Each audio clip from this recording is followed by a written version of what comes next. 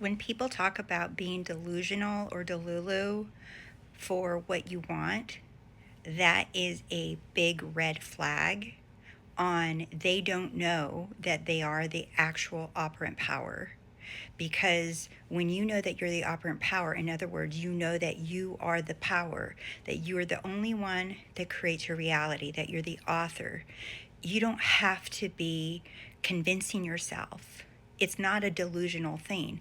I'm a former shrink psychotherapist, and for years I worked with people, and they thought that if they didn't face what they call reality, that they were being delusional and that they were pretending. And not only was I a psychotherapist for that long, but I also was a person that was contacted to go to emergency rooms all over Chicagoland area to do psychiatric evaluations for people that were uh, thinking of harming themselves or tried to harm themselves. And so they would call me in at all hours of the day and night to go do evaluations on people. So delusional is not what you're thinking that you're doing. It's not. Delusional is like saying stuff that you think is not real. Okay, it's a delusion, like it's not real, it's fake. And that alone right there can put you in the state of feeling psychosis and feeling like you're going crazy. So even thinking yourself as delusional and being delusional, all those things, it's like, yeah, look at what it got me being delusional. It's like, because when you know that you are the operant power, God isn't delusional. You as a power, you as source, you as the actual universe, you as reality, that's not delusional. That's reality. You are reality. You are that main character in your own movie.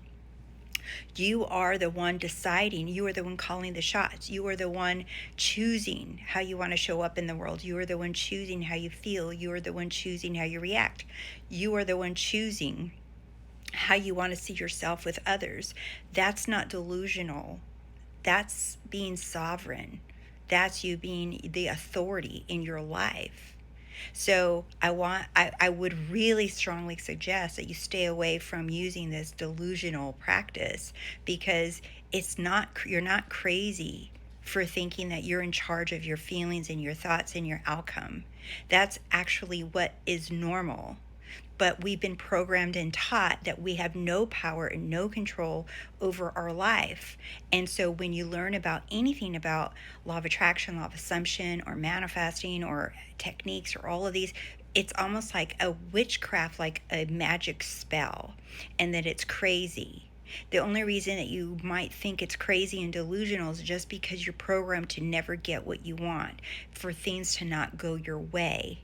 That's the only reason that you hear that word. It's delusional, because we're just not used to having things go our way. And then when you learn about manifesting, you think it's like some secret hack. No, you were always supposed to have things go your way.